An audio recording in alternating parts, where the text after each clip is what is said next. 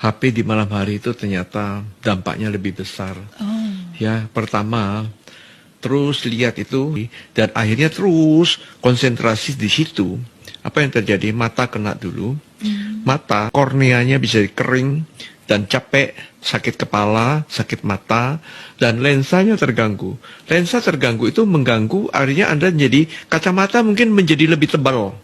Dan kemudian retina kena, itu ada makula, aliran darah di situ, pembuluh darah, dan tempat untuk nangkap sinar di makula itu. Dan itu bisa terjadi gangguan, penglihatan bisa rusak. Ya, mata rusak, otak rusak. Karena radiasi dari Blu-ray atau radiofrekuensi berlangsung berjam-jam, itu bisa menyebabkan sakit kepala, gangguan konsentrasi, pikun, dan akhirnya ada laporan bahwa glioma atau tumor otak bisa lebih tinggi pada orang akibat dari terus handphone karena terlalu dekat radiasi. Dan kemudian apa yang terjadi? Mereka tidak bisa tidur. Kalau mereka tidak bisa tidur, dan mereka makan terus mater, dan kemudian tidak bergerak mager, bangun pagi kesiangan, dan akhirnya mereka jadi gemuk. Salah satu yang banyak menguras atau menurunkan kecerdasan, ini nih, handphone. Blue screen-nya itu sama radiasinya. Jadi kalau malam-malam jangan tidur dekat dengan handphone. Kecuali Anda dokter UGD. Ya, atau mungkin orang yang memang harus handphone di samping telinganya dia lah. Radiasi terus itu. Karena ini salah satu penyebab. Ya, penyebab tadi otak kita bisa menurun fungsinya. Saya kemarin lihat satu video. Dia direkturnya Apple. Kami, dia bilang, menciptakan iPhone itu untuk memudahkan urusan manusia. Ya, itu konsepnya, dia bilang. Tapi saya pribadi sangat tidak menggunakan iPhone tadi. Kelas berapa, Cong? 6. Kelas 6, Cong ya? Kenapa? Sampai kenapa, nak? Kenapa? Matanya kenapa kamu? Merah ya? Ya. Sudah berapa lama merahnya, Cong? Sudah lama ya? Ya. Kamu suka main HP? Ya. Nanti dibatasi, nak ya? Ya. Bukan tidak boleh main HP, boleh, tapi dibatasi jamnya, nak ya? Ya. Nanti itu, apa namanya, cahayanya diredupin ya? Ya.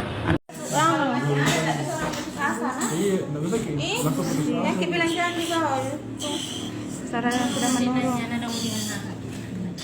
Dia hidup dulu nak kasih Sawal buka ya, sawal. Sawal. Banyak yakin. Sawal. Sawal. Sawal. Tuan video. Sawal. Bangun Ki. Sawal buka mata tak sawal.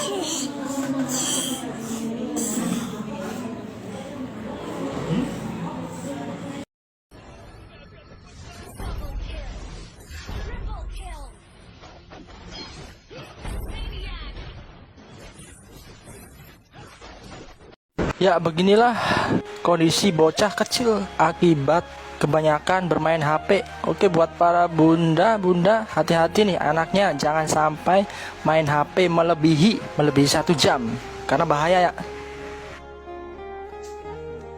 AirPods emit dangerous amount of EMF radiation, double that of even Wi-Fi router.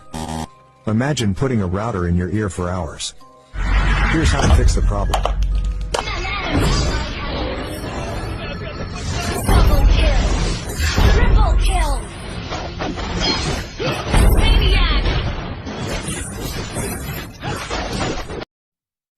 Coba. Oh, enggak bisa turun sayang, enggak bisa turun matanya. Coba kasih turun Ki nak. Oh, berapa lama dia main HP Pak? Lama sekali. Ini siapa?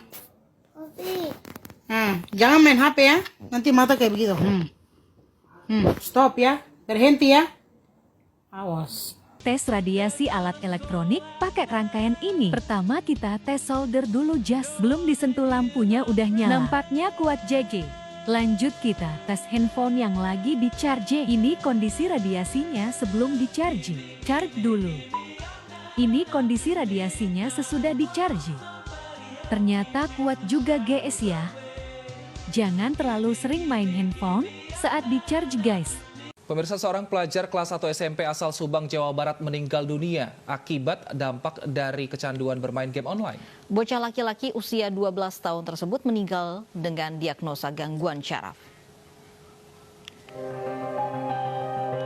Raden Trisakti, bocah usia 12 tahun asal desa Salam Jaya, Subang, Jawa Barat, meninggal dunia dengan diagnosa gangguan syaraf. Penyakit yang diderita Raden diduga karena kecanduan game online di telepon genggam. Awalnya bocah kelas 1 SMP ini mengeluh sakit kepala, lemas, bahkan tidak mampu menggerakkan tangan dan kaki hingga keluarga melarikannya ke rumah sakit. Sempat keluar masuk rumah sakit selama beberapa minggu, Raden akhirnya mengembuskan nafas terakhir. Menurut analisa dokter, Raden terpapar radiasi telepon genggam yang memicu kelumpuhan syaraf. Keluarga menyatakan Raden mampu bermain game online seharian, bahkan hingga pagi hari. Pernah saya dengar yang dari saudara-saudara yang lain, almarhum ini emang sering menggunakan HP gitu. Game online apa? Ya termasuk game online, mungkin yang lain-lainnya juga.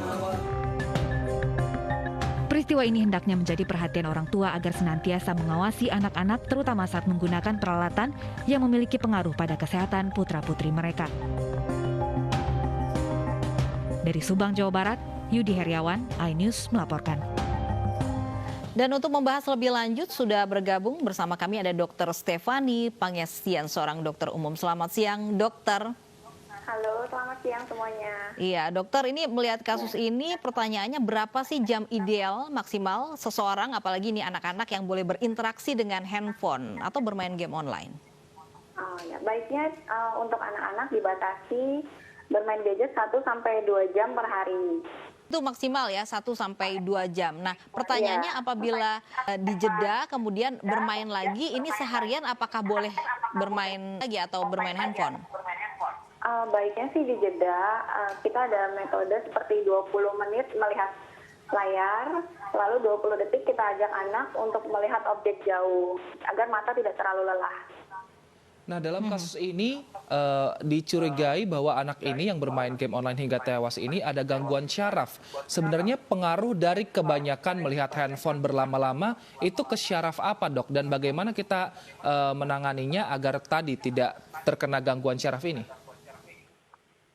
Mungkin karena kelelahan, biasanya awalnya akan menyerang gangguan otot mata, lalu nanti bisa mencapai ke syaraf juga jika durasi melihat gadgetnya melebihi dari yang disarankan. Kemudian yang perlu diwaspadai ini apa gejala yang memang bisa mengindikasi bahwa anak ini mengalami gangguan syaraf karena handphone? Kita bisa waspada saat misalnya anak itu sudah mengalami gangguan penglihatan atau ketajaman penglihatan. Lalu matanya itu biasanya dia sering merasa perih atau mata kering atau sering mengucak-ngucak mata. Terus ada gangguan mental juga bisa jika itu sudah terlalu ketergantungan atau kecanduan gadgetnya. Baik, Dokter Stefani, sekarang kan mungkin kita mau melarang anak untuk berlama-lama di handphone kan agak susah karena sekarang lagi zamannya sekolah online. Jadi anak-anak mungkin akan ke depan layar. Nah, ada nggak tips dari dokter yang mungkin agar tadi mata anak ini tidak lelah ketika melihat layar terus-menerus? Bisa kita belikan anak kacamata anti radiasi supaya tidak terlalu langsung cahayanya ke mata. Lalu kita bisa atur cahaya gadget dan pencahayaan ruangan agar kondusif untuk mata. Kita juga bisa bantu anak untuk atur jarak dari gadget ke anak, minimal kita pantau 30 cm jaraknya. Lalu seperti yang tadi saya bilang di awal, kita bisa atur waktunya, misal 20 menit screen time, lalu 20 detik kita lihat, bantu anak untuk lihat jarak jauh.